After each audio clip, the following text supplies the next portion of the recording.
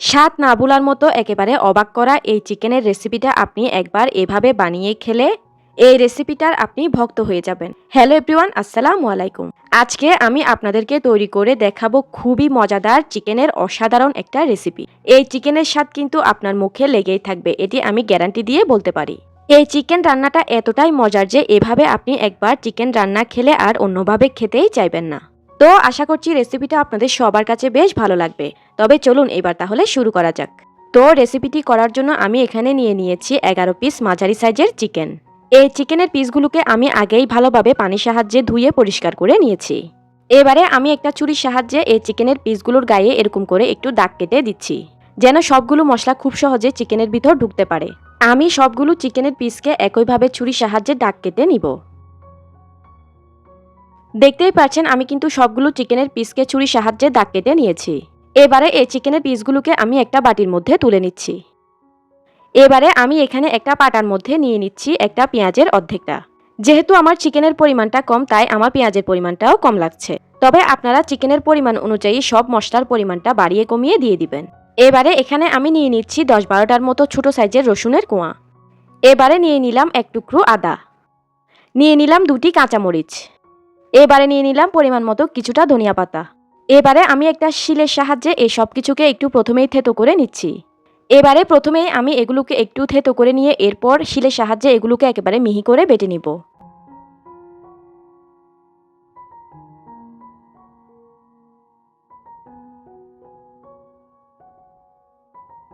তো দেখতেই পাচ্ছেন আমি কিন্তু এ পর্যায়ে এগুলোকে একেবারে মিহি করে বেটে নিয়েছি। এবারে এখানে আমি আগে থেকে কেটে রাখা চিকেনের পিসগুলোকে দিয়ে দিলাম। এখন আমি হাত দিয়ে এই চিকেনের পিসগুলোকে এই মশলার সঙ্গে খুব ভালো করে মাখিয়ে নিচ্ছি। তো আমি চিকেনের পিসগুলোকে মশলার সঙ্গে ভালোভাবে মাখিয়ে নিয়েছি। এবার আমি অন্যান্য মশলাগুলোকে অ্যাড করে নিব।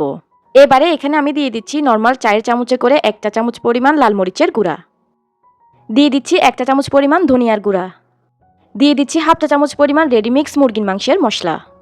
এবারে দিয়ে দিলাম 1 চা চামচ পরিমাণ গরম মশলার গুঁড়া। এখন দিয়ে দিচ্ছি হাফ চা চামচ বা স্বাদ অনুযায়ী লবণ, দিয়ে দিচ্ছি 1 ফালি লেবুর রস।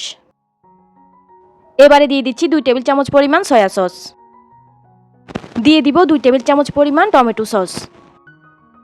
চিকেনের মধ্যে খুব সুন্দর একটা কালার আসার জন্য এ পর্যায়ে আমি দিয়ে দিব সামান্য একটু জর্দার রং। তবে এটা সম্পূর্ণ অপশনাল, আপনারা চাইলে বাদ দিতে পারেন।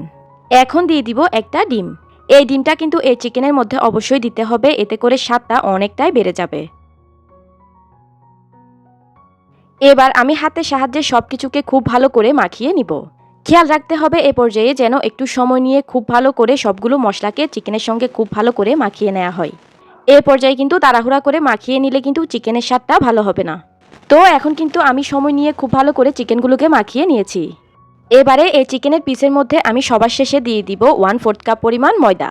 তবে আপনাদের হাতের কাছে যদি কর্নফ্লাওয়ারটা থাকে তাহলে আপনারা এ পর্যায়ে ময়দার পরিবর্তে কর্নফ্লাওয়ারটা দিয়ে দিবেন। আমার হাতের কাছে ময়দাটা ছিল, তাই আমি ময়দাটা দিয়েছি।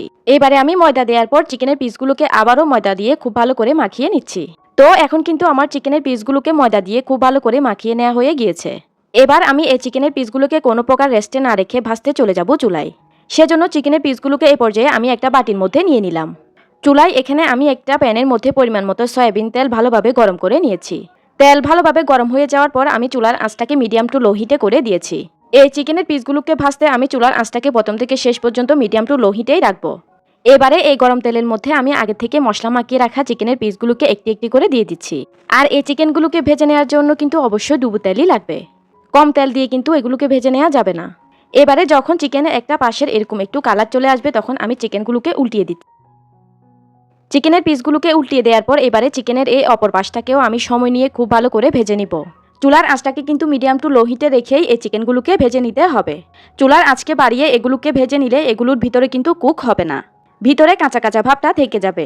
তাই চুলার আঁচকে কমিয়ে রেখেই এগুলোকে ক্রিস্পি করে ভেজে নিতে হবে। তো আমি কিন্তু সময় নিয়ে চিকেনের পিসগুলোকে এপিট ওপিট এরকম লালচে কালার করে ভেজে নিয়েছি। এ পর্যায়ে কিন্তু আমার চিকেনগুলো একেবারে ক্রিস্পি তৈরি হয়েছে। চিকেনগুলোকে ভালোভাবে ফ্রাই করে নেওয়ার পর দেখতেই পাচ্ছেন চিকেনের মধ্যে কত সুন্দর কালার তৈরি হয়েছে।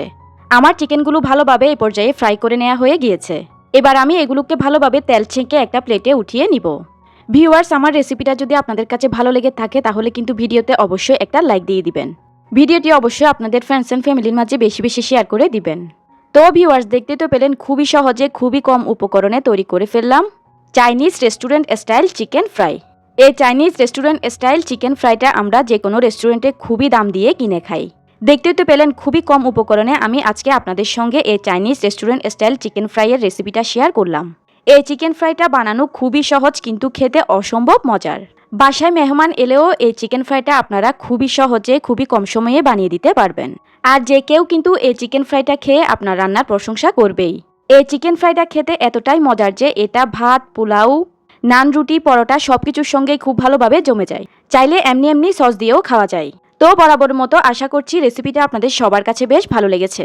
আমার চ্যানেলে যদি নতুন হয়ে থাকেন তাহলে চ্যানেলটি অবশ্যই সাবস্ক্রাইব করে পাশের বেল আইকনটি অন করে রাখবেন।